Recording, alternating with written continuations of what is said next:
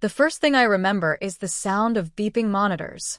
I was half awake, half broken, lying in that bright, cold hospital room, the smell of antiseptic mixing with something far heavier. My baby was crying. My husband was holding the test results. And then he said it. "Thank God she's not yours." At first, I thought he was joking, some twisted kind of humor people use when they're scared. But his voice didn't shake. His hands didn't tremble. He just looked at the paper, then at me like I was the mistake written on it. My chest tightened. My world tilted. The nurse froze near the door, caught between leaving and witnessing something she shouldn't. I tried to speak, but my throat burned. I'd just given birth an hour ago. My daughter was still red, still new, still mine. And in one sentence, he made her something else. I wanted to scream, to tear that paper from his hands, but I couldn't move. My body was still numb from the anesthesia, and my mind was drowning in disbelief. He didn't look angry. He looked relieved. Like the DNA test had saved him from something he didn't want to carry anymore. I watched him step back from the bed. The distance between us felt wider than the entire room. He said nothing, just walked toward the window, folded the paper, and slipped it into his jacket pocket like a secret he'd been waiting to confirm. I turned to the nurse, desperate for someone to say it wasn't real. But her eyes said she'd seen this before, not the same story, but the same heartbreak. When he finally looked at me again, I whispered, "What does that mean?" He didn't answer. He just sighed, rubbed his face, and said the words that shattered me completely. "It means I'm free." The baby kept crying. I wanted to reach for her, to hold her against my chest, but the nurse hesitated, as if waiting for him to leave first. He stood there for another minute, maybe two. Then he turned and walked out of the maternity ward, without even looking back. And, in that moment, everything I thought I knew about love, loyalty, and family collapsed. Because betrayal doesn't always come as anger. Sometimes it walks out quietly, holding the truth in its pocket. I met Ryan when I was 23. It wasn't some fairy tale moment. No candlelight, no slow music, just two overworked souls stuck in the same broken elevator. He smiled first. I remember because it was the kind of smile that disarmed people, like he could see right through your walls and still want to stay. We talked about nothing, weather, traffic, coffee, but by the time the elevator doors opened, I didn't want him to walk out. That night, he texted me, "Next time the elevator breaks, I'm hoping it's with you." And that was it. The beginning of everything I thought was love. For the first 2 years, Ryan was the kind of man who made you believe love could heal anything. He'd wake up early just to warm my car in the winter. He'd bring home flowers for no reason, not the store kind, but the wild ones from the park. I thought I was safe. I thought I'd finally found home. But love is often quiet before it disappears. Around our 3rd anniversary, he started working late. He'd come home smelling like a different kind of perfume, not mine, not ours. When I asked, he'd laugh it off. "It's just from the office," he'd say. "You worry too much." I wanted to believe him. God, I needed to believe him. But little things started piling up. Missed dinners, phone calls he'd step outside to take. A distance that grew in inches but felt like miles. I used to lie awake at night, staring at the ceiling, convincing myself that every relationship has bad seasons. Then one night, I found a text, a simple "I miss you too" red heart. It wasn't from me. My heart didn't just break that night, it went numb. I remember sitting on the bathroom floor with my phone, scrolling through messages I wasn't supposed to see. Her name was Claire. And the worst part, she wasn't just anyone. She was his coworker, the same woman who'd smiled at me during last year's Christmas party. I didn't confront him right away. I waited. Maybe a part of me hoped he'd come clean. But the confession never came. Instead, 2 months later, I found out I was pregnant. And for the first time since the elevator, he smiled again. He cried, said this was what we needed, said the baby would fix everything. For a while, I believed him. I told myself people change when they're given something to protect. The first few weeks were good.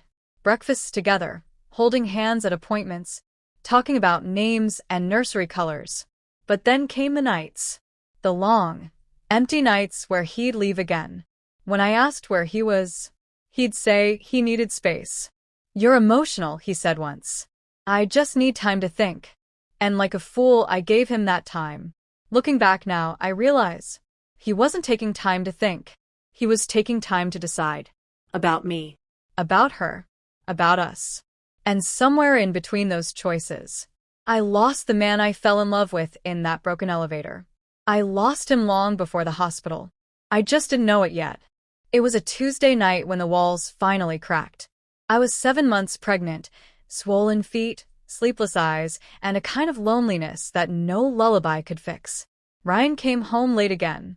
His tie was missing, his eyes were tired, and there was that same perfume, the one that wasn't mine. "Rough day?" I asked. He nodded, not meeting my eyes. I tried to smile, to be the calm in whatever storm he was living in. "You should eat something," I said. "I made dinner." "I already ate," he replied. That sentence, 4 words, felt like a knife. Because it wasn't just about dinner. It was about everything. That's when I asked the question I'd been choking on for months. "Ryan, are you seeing her again?" He froze. His silence was louder than any confession.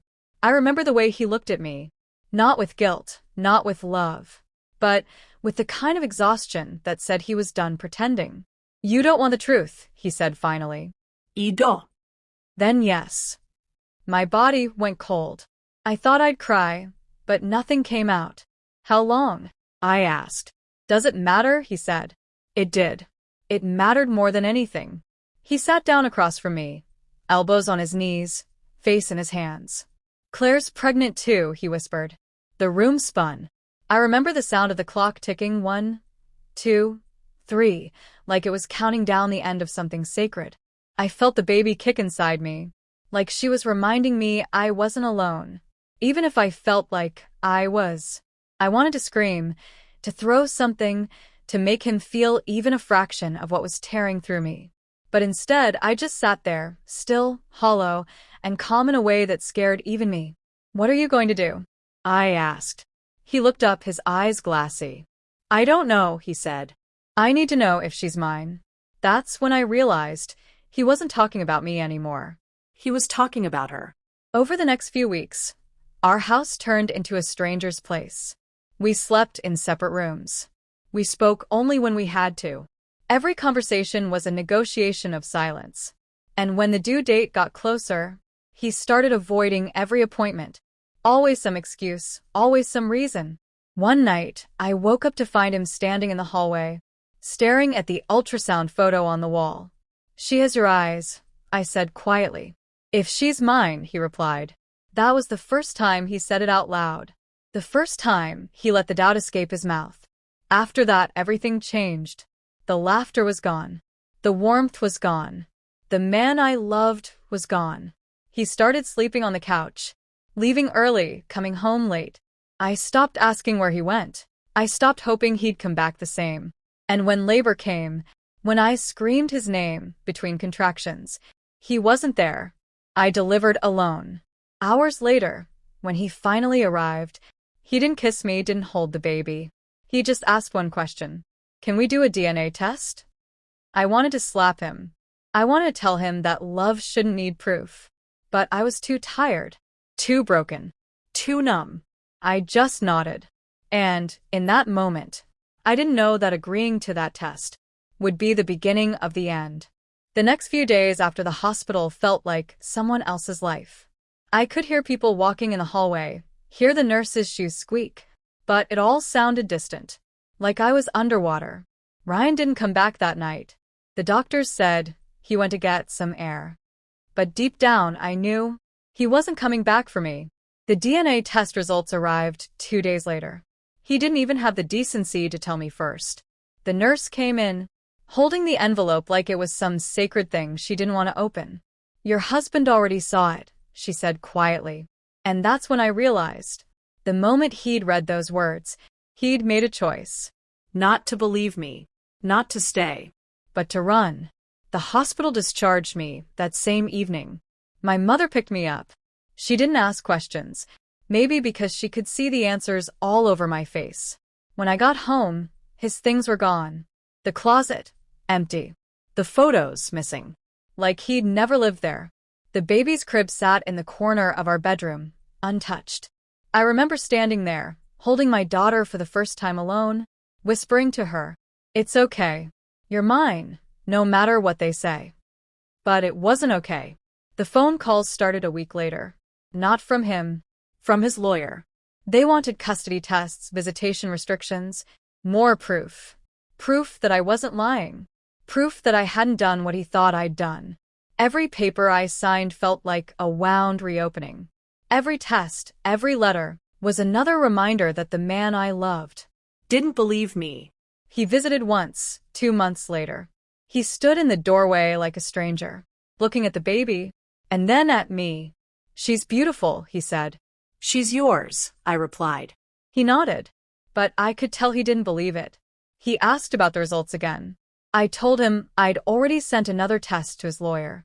He just said, "Good," and left. That was the last time I saw him. Months passed. Seasons changed. I learned to live in the quiet, in the space where his voice used to be. I went back to work, started over. One bottle, one diaper, one sleepless night at a time. But grief doesn't disappear. It just finds new ways to hide inside you. Sometimes I'd hear a car door outside and think it was him. Sometimes I'd pick up my phone just to see if he'd texted. He never did. Then one afternoon, I got a letter in the mail, no return address. Inside was another DNA report. It was his handwriting on the note. I was wrong. The results said what I always knew. The baby was his. 99.98%. My hands trembled as I read it. Not because I was angry, but because it was too late. He'd already moved in with her. He'd already built a new life. Truth had come, but love was gone. And that, I think, is the cruelest kind of justice. Because sometimes the truth doesn't set you free. It just arrives too late to matter. It's been 3 years now. The hospital feels like another lifetime. The beeping machines, the cold light, his voice saying those words. Sometimes when I walk past the maternity ward on my way to work, I still hear echoes of that day. The nurse's footsteps, my daughter's first cry, and the sound of a man breaking his own family with a single sentence. People say time heals. It doesn't. It just teaches you how to live with the scar. My daughter's name is Grace. She's 3 now, loud, funny, impossible not to love. She has his eyes. Sometimes when she laughs, it sounds exactly like him. And for a second, I forget everything that happened. Then she calls me Mama. And I remember. He left, but she stayed. I heard he got married to Claire last summer. Someone sent me photos. Them smiling in a church. Her wearing white. His hands around her waist. For a moment, I felt something I didn't expect. Not anger. Not jealousy. Just distance. Like watching a movie you once loved but can't feel anymore. I guess that's what healing looks like. Last week he reached out. The message was short. "I'd like to see her, if that's okay." I stared at it for a long time. Part of me wanted to say no, to protect Grace from the kind of man who can love and destroy in the same breath. But then, I thought about what I'd tell my daughter one day, when she asks where her father is. I don't want to tell her stories built on bitterness. I want her to know forgiveness, not because he deserves it, but because she does. So I said yes. He came to the park on Sunday. I watched from a distance as he bent down, holding her tiny hands, tears in his eyes, the kind that come from somewhere deep, from the part of the soul that knows it can't undo what's been done. She looked up at him, curious, then smiled, like she'd always known who he was. They sat under a tree for a while, just talking, just existing. And, in that moment, I realized I didn't hate him anymore. Because hate keeps you tied to the thing that hurt you. And I was finally ready to be free. When he stood up to leave, he looked at me, really looked, the way he hadn't since that day in the hospital. He mouthed the words, "Thank you." I nodded. No tears, no goodbye. Just peace. That night, when I tucked Grace into bed. She asked, "Mama, who is that man?" I smiled. "Someone who once forgot what love was," I said. "But maybe now he remembers." She closed her eyes and drifted off, her tiny hand still holding mine. And for the first time in a long time, the silence didn't feel empty. It felt full. Full of truth. Full of forgiveness. Full of her.